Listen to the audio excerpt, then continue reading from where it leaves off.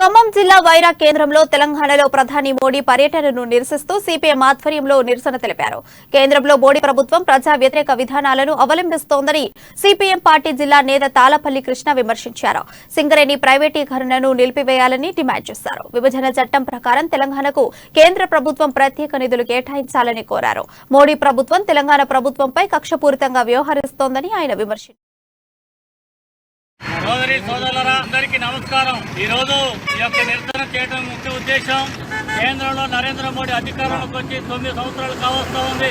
తెలంగాణ రాష్ట్రం ఏర్పడే సందర్భంలో తెలంగాణకి అనేక నిధులు సంస్థలు ఏర్పాటు చేస్తామని చెప్పి ఆనాడు నరేంద్ర మోడీ హామీలు ఇవ్వడం జరిగింది. ముఖ్యంగా తెలంగాణకు గిరిజన యూనివర్సిటీ ఏర్పాటు చేస్తామని చెప్పాడు. దేశంలో సంవత్సరానికి 2 కోట్ల నిరుద్యోగులకు ఉద్యోగాలు ఇస్తామని చెప్పడం జరిగింది. మొన్ననే ఈ మధ్య రామగుండం ఎరువుల కర్మాగారాన్ని ఓపెనింగ్ వచ్చి తెలంగాణకి అట్లాగే తెలంగాణలో ఉన్న